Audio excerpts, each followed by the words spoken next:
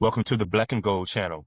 You with your host, Dr. PerryKyles. Today's topic, Kemet, means black state, not black lands.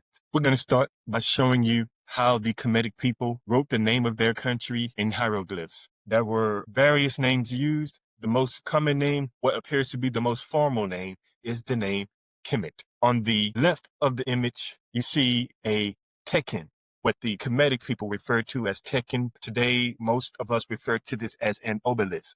This particular obelisk was taken from the Luxor temple and is now in France. This Tekken was given away by Ali Pasha, who is considered to be the father of modern Egypt. He gave this away to the French, and on the right side, you see just beneath and here we'll read from the left to the right. We see just beneath the owl what is a charred piece of wood or a charred piece of charcoal. Show you this in greater detail in a moment. In the middle, you see an owl. At the right top, you see what appears to be a semicircle, but that is a loaf of bread.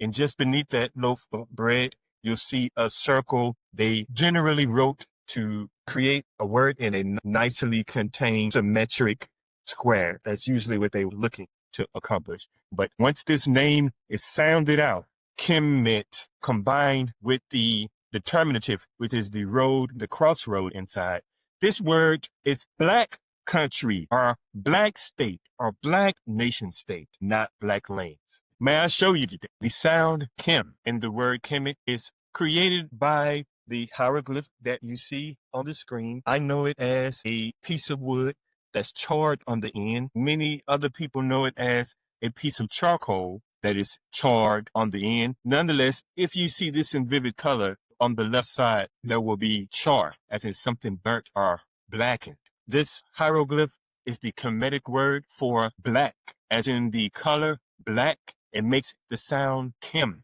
That's two sounds. The linguists refer to this sound as a biliteral, literally two sounds. Okay. The next sound in the word Kemet is ma. Now here we have this sound repeated. We have it in the word Kem, then we have it again with the single sound ma. And this sound is used in both parts of the word, Kem as well as met, as you will see. Now it's important that this sound is created with the owl. Even when they are simply phonetic sounds, there's a long history behind them. And the owl is associated with wisdom, darkness, and importantly, the afterlife. For example, in the tomb of Amenhotep III, there is a Faience owl that is buried with him. So the owl is an amulet that was used to bring about something good to protect you on that journey from this realm into the hall of Maati. So the second sound in the word Kemet, ma. The third sound in the word Kemet is the T sound. The hieroglyph on the left is a loaf of bread, which is used to create the T sound. The T at the end of a word is usually used to feminize the word. So it's Kemet in the sense that we would think of our country, something to be nurtured.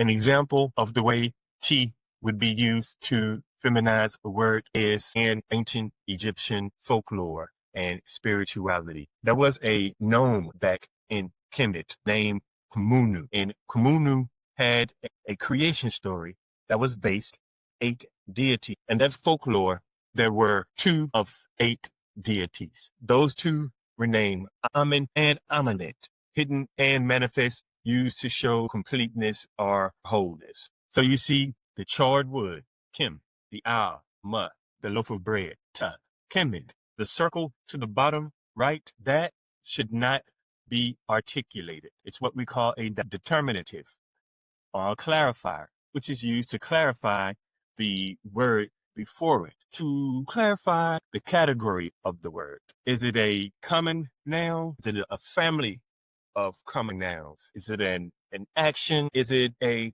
proper noun? When we see it, it clarifies the country, the nation that it's being referred to, in this case, Kemet.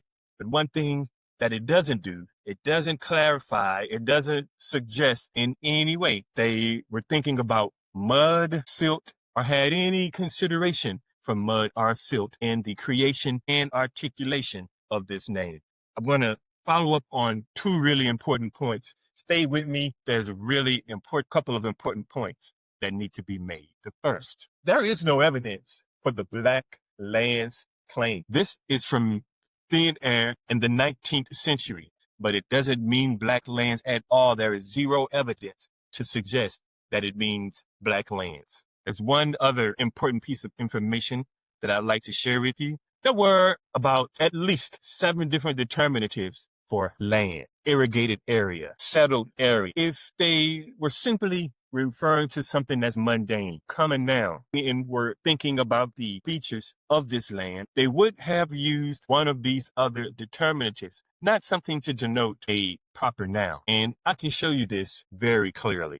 They didn't use any of the determinatives related to land, silt, irrigated land, settled area to describe their country. They used an extraction, something that's used to show a proper noun. The Kemetic people meant Black country, Black nation state, Black nation. I want to show you now that there were several better candidates than a crossroads determinative to create the name Black lands. If they wanted to create the name Black lands, they would have done that as opposed to creating the name Black nation.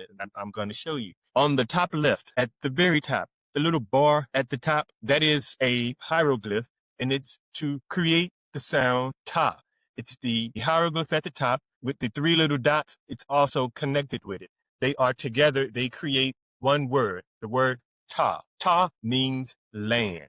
Just beneath it to the right, what appears to be a squiggly line, that is a bow in the sense of a bow and arrow. These 2 hieroglyphs together create the name Ta Seti, Ta, land. Then you have the bow, that word, Seti, land of the bow.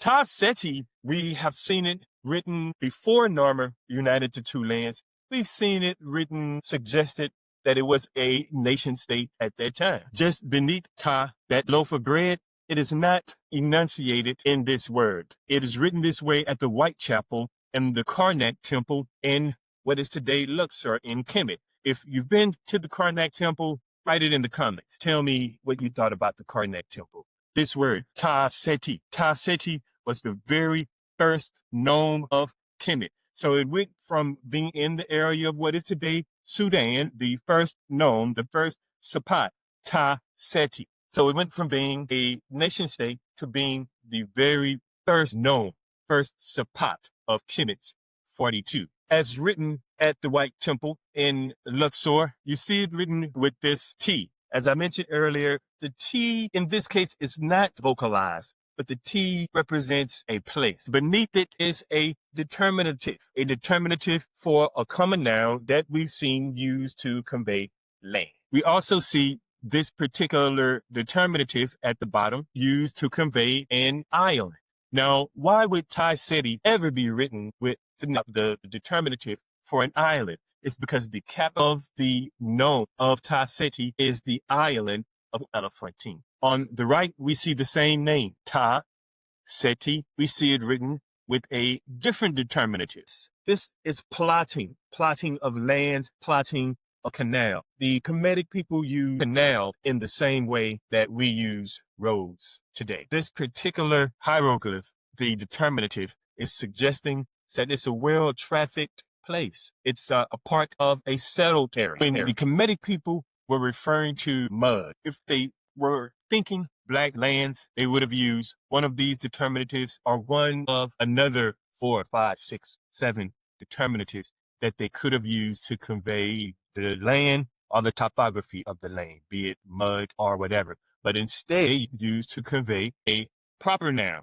That proper noun, that determinative that they were using to clarify that they mean a city, state, or nation, that in the case of Kemet, a nation state, that determinative has crossroads in the middle. However, if it was simply about the road, they would have used a determinative similar to this one. This denotes a road with shrubs alongside it. Perhaps a canal, an area where roads and canals are in close proximity. It could also mean a road or a canal taken as a part of a religious ceremony. If we want to convey that in the Kemetic language, we would use a hieroglyph similar to this one on the screen. When the Kemetic people used this crossroads determinative here on the left, they were thinking a political entity and an abstraction. Just to give you an example, I'm from the United States. Now, before the United States was established, you had so many different Native American peoples and countries. The United States came, took all of that over, and now we think of that as the United States. But let's just say someone comes to the U.S. and they are a country, they colonize part of the U.S., or a part of the U.S. breaks off and becomes its own country. They're going to change the name, and they are going to think of that name not just simply as related to the topography, even though that topography may be used to describe it. They are going to refer to it as a political entity, and that is how the Kemet people use this particular determinative as a city, a state, or a nation. When you look on the right side, there are many determinatives similar to these in the sense that they are used to describe the topography of the place. So there is an important distinction to be made. There is no evidence to suggest that the Kemetic people meant black lands as opposed to black state. I haven't said anything in this presentation that is brilliant or novel. I've only said things that were obvious. So why all of the confusion? Why the spamming of the whole black lands claim? The reason for that is to create confusion, to create misdirection, to divert you from the reality that the Kemetic people thought of the name of their country as black state, black nation, not black lands. That's a simple reference to the topography, to the mud that they certainly would not have used to convey the name of their country. The confusion is created by design. Now, one thing I'll ask you to do if you've stuck around this far, thank you very much. There is a book that I have written and revised, Kemet 101. It's available with color images.